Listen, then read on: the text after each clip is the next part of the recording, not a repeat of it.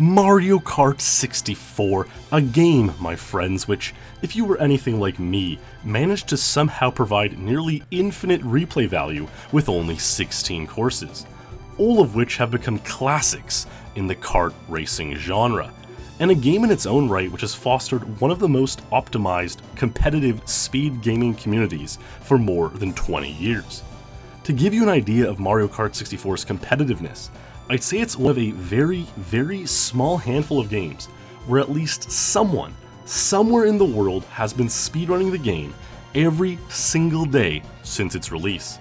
But perhaps what you didn't know is that in that community, one man has been closing in on what may just be, if it happens, the greatest achievement in speed gaming history. And before we talk about that achievement, we need to understand a bit about how the Mario Kart 64 community works in terms of its rankings and record keeping. Pretty much everyone who has ever played Mario Kart 64 is aware that some of the levels have shortcuts, like this universally famous jump on Rainbow Road, and this ramp through the tunnel on Koopa Troopa Beach.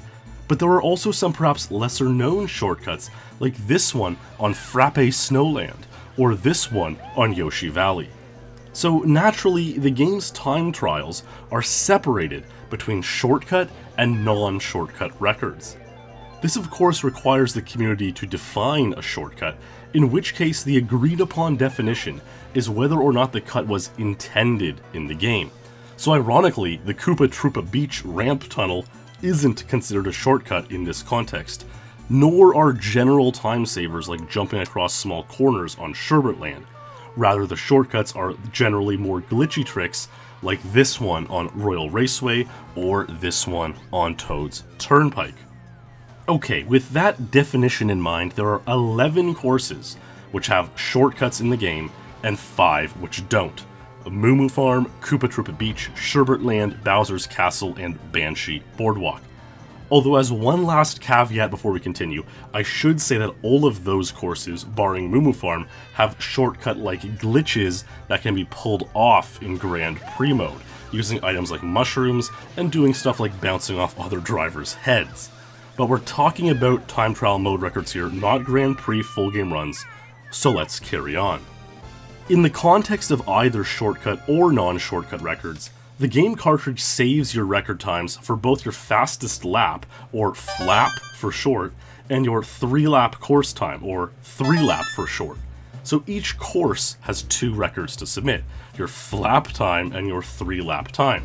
So given the 11 shortcut tracks, there are 22 possible records, and among the 16 non-shortcut tracks, there are 32 possible records. The current shortcut champion is the masterful ABNEY, who also has the most popular stream among Mario Kart speed gamers.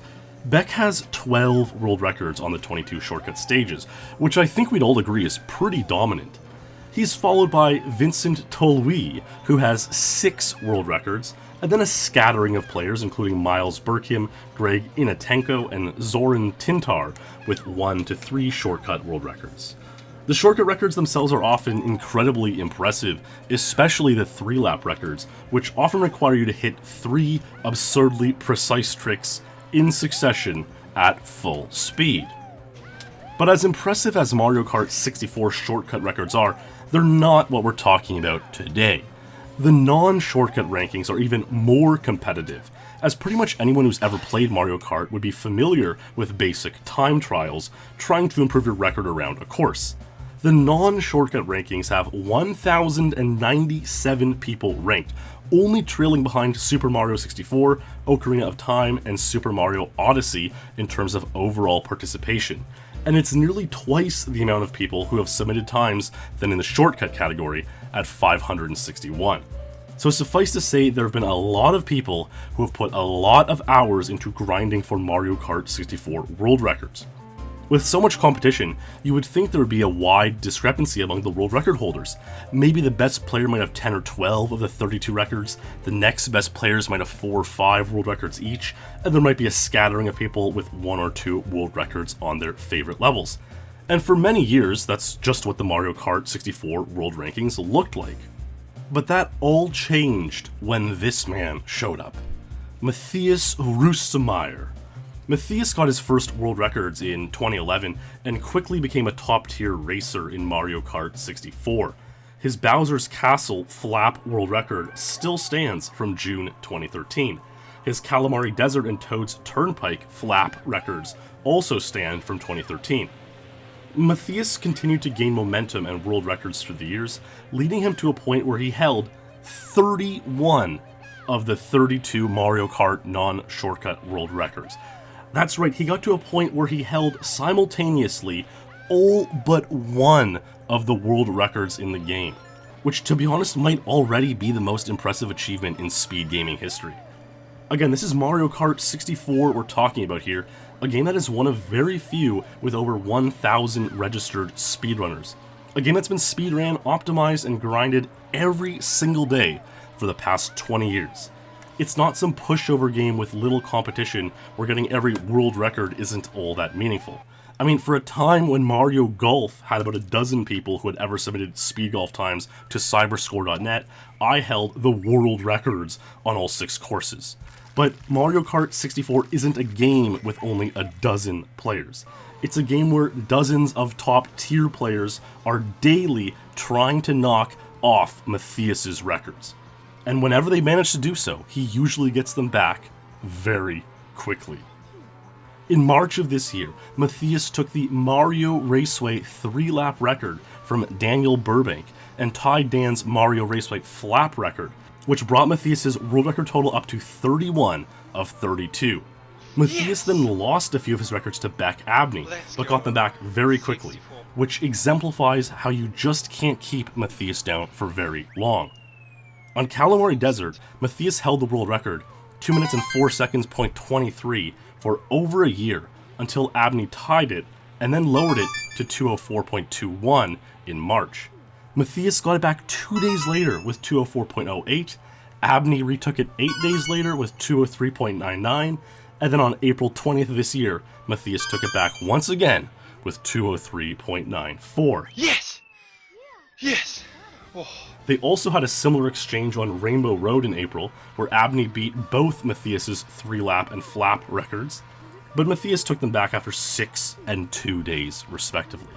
With dominance like this, what could possibly be the course that stands between Matthias and his quest to hold all 32 Mario Kart 64 world records at once?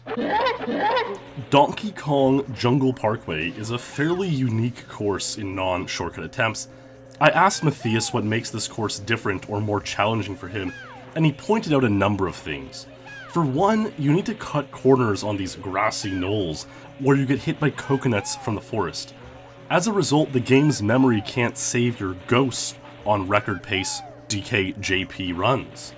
Matthias is obviously a master at racing his own ghost on many of the other stages, knowing exactly where he stands to gain and lose time. And you get to race your ghost on the other courses. Moo Moo Farm is another example of a course where your ghost isn't all that useful, as the little prairie dogs jumping out of the holes all over the course are randomly generated, and you do need to cut over the holes as tightly and luckily as possible, so the exact line you take on one run might get hit by a mole on another. Matthias also struggled with the Moo Moo Farm flap record, nailing it only for the first time in November 2017. So you can see how much the man loves to race against his ghosts. Matthias also points to an optimal ramp jump being extremely precise, again made even more difficult by a lack of ghosts. And the fact you have to drive on the hilly grass all the time means it's very hard to do many super mini turbos. But the real challenge for Matthias is getting up the cave quickly, a very precise and technical challenge to execute perfectly. All in all, it's one of his least favorite courses, and Matthias hasn't held the 3-lap record there since 2016. This was the one course keeping Matthias away from the perfect 32 for 32 world records. And even that being said, Matthias is still in second place in the world on this course, only 0.05 seconds behind the record of 212.14 by Daniel Burbank.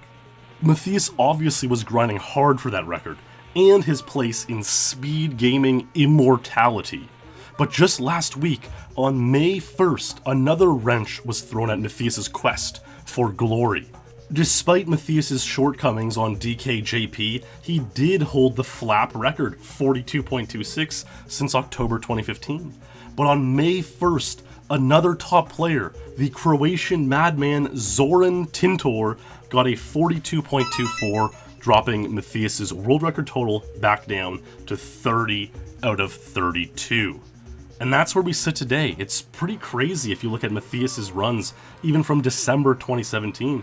He was sitting at 23 or 24 world records. And now he's right there at the precipice of what might be the greatest achievement in speed gaming history. All that stands between him and the summit of speedrunning glory are 2 records by 2 men on his least favorite course, Donkey Kong Jungle Parkway. He did also point out how sitting at 31 out of 32 records, he felt a lot of pressure and nerves playing for the final world record. So I hope now that I made this video and a lot more people know what's at stake here, it doesn't put him over the edge. And who knows, maybe it'll be just the burst of motivation he needs to finally pull through and do it.